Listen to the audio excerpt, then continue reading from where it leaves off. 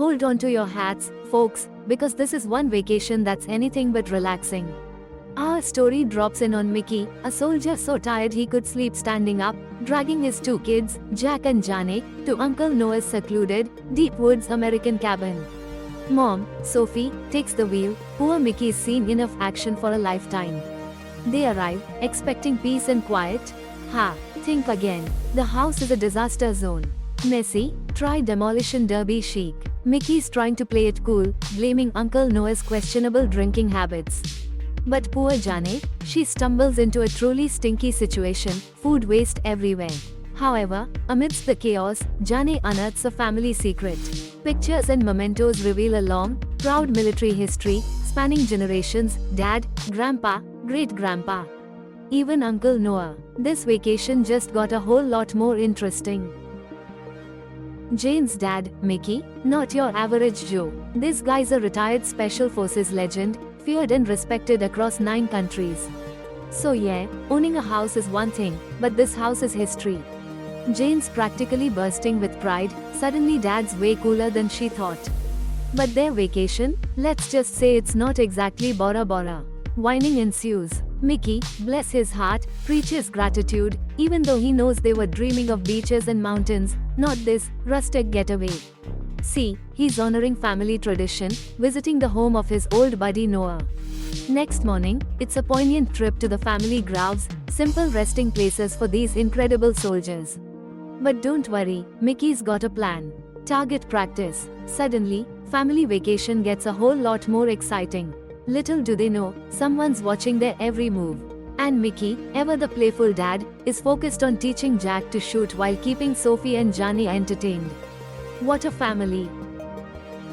Whoa, sisters in a snit, vacation fallout, major drama.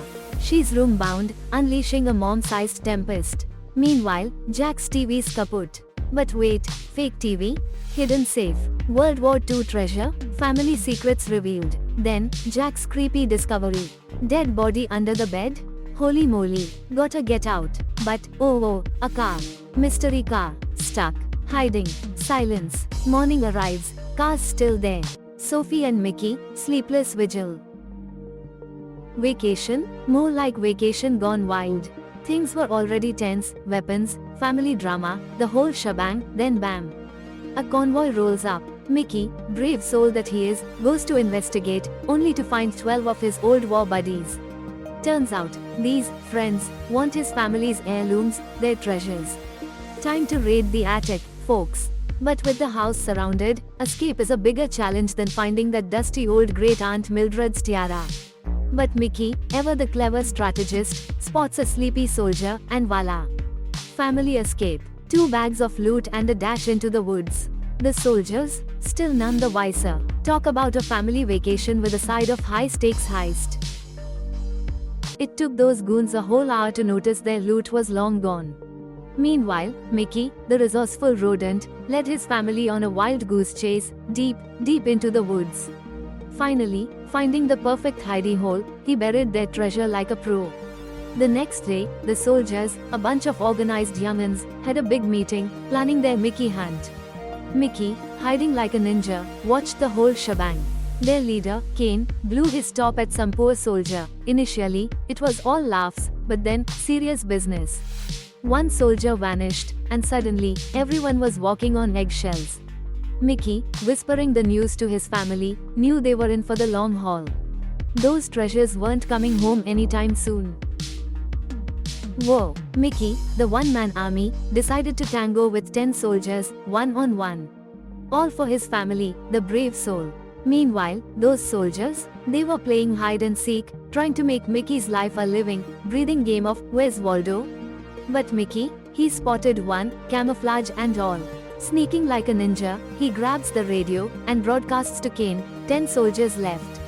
Consider them toast. Meanwhile, young Jack, fueled by Daddy's heroic spirit, wanted to join the fray. Sophie tried to ground him, honey, you are too young for this. But thankfully, Mickey returned just in time. Night falls, bringing a tense calm. The family's worried sick. Mickey's back in the woods, facing the enemy, and Jane? heart in her throat. Jack, unable to contain his fear and worry, sneaks off to follow his dad, despite Sophie's attempts to stop him. Oh boy, this is intense. Mickey, a one-man army. Under the cover of darkness, he's silently taking down enemy soldiers, bam. For his dad's sake. Next morning, Kane and his crew find their buddy, stiff as a board, with a chilling 9 card on his chest. 9 men left. Oh, Kane's suddenly a lot more cautious, whispering, "Stay alert, team." Meanwhile, poor Jack's searching for his dad, completely oblivious to the drama. Mickey's by a river, washing his face, the piece shattering into flashbacks of Afghanistan, betrayal, innocent people hurt, a teammate gone rogue. The guilt eats at him, he failed to save a woman. And now, those same guys, Kane and Franco, are hunting him. To steal his family, the nerve. Fueled by righteous rage and a whole lot of grit, Mickey clobbered another of Kane's goons. Barely a breath later, bam, another soldier shows up. But Mickey's a genius. He uses the first guy as a human shield. Dodging bullets like a caffeinated squirrel, he pops out from behind a tree and takes the second one down. Then, whoa Nelly, a female soldier. Instead of guns, it's a bare-knuckle brawl. This woman's a powerhouse, but Mickey's got the moves. Pow! He sends her crashing into a tree, lights out. Kane's crew finds her, a big 7 carved on her, a message to the remaining 7 of Kane's cronies. They're starting to sweat. Then, nail-biting moment. Kane's gang almost nabs Jack, but tada! Mickey swoops in like a superhero. Whoa, Mickey, that speedy little hero, swooped in just in time. He hatched a plan faster than a greased weasel, distracting one soldier while he ninja attacked another from the lake. Seriously, he was hiding in the water. After a brawl that'd make a pirate blush, he even snagged a pistol from the lake bed. Talk about resourceful. He armed himself, went searching for Jack, and bam! Jack's captured. Sophie and Jane, too. Things went south faster than a lead balloon. But Mickey, our fearless friend, rescued Jack, only to find Sophie and Jane were snatched by Noah's crew. Can was plotting something nasty. Mickey, fueled by righteous fury, clobbered the soldier holding Jack, and rode towards Noah's house, ready to rumble. But hey, at least Stan at Noah's place wasn't on board with Can's evil plan. Whoa, Can, losing it completely, blasts Stan. Ruthless doesn't even begin to cover it. Meanwhile, Mickey's frantically radioing, "Whoa, hold your horses, Kane. I'm on my way." But those two knuckleheads, Kane and Franco, totally ignore him. That just fires Mickey up even more. He's a whirlwind, taking down goons left and right, sprinting towards Noah's place. Kane's jaw drops, Mickey's speed and skill are insane. And to make things worse, Sophie and Jane are now human shields. Mickey tries to talk his way out, offering up the treasure, but Kane's a hard ass, only letting one hostage go. Talk about a gut-wrenching decision. Mickey chooses Sophie, leaving Jane in the clutches of that maniac, Kane. Even under pressure, Mickey's cool as a cucumber, guiding Sophie back to Jack. Then, with Sophie gone, Kane sends Franco tailing Mickey. The tension is electrifying. Hold on to your hats, folks, because this is a roller coaster. Mickey and Franco, on a treasure hunt, but this isn't your grandma's Easter egg hunt. Franco's been a real pain, needling Mickey the whole way through the forest. Back home, Jane's dealing with her own irritating Kane. Finally, they reach the loot, but Mickey's got a surprise for Franco.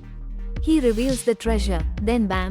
Mickey unleashes years of pent-up Afghan war frustration on Franco. Meanwhile, Jane's playing a dangerous game with Kane, buying time with a lap dance, or is it? The forest fight? Epic.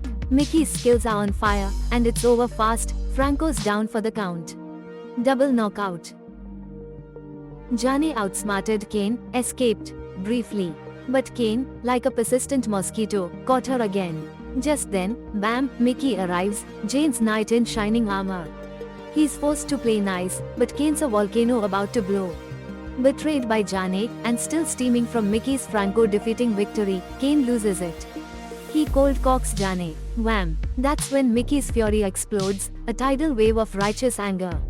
The epic showdown begins. Kane, young and strong, nearly has Mickey on the ropes.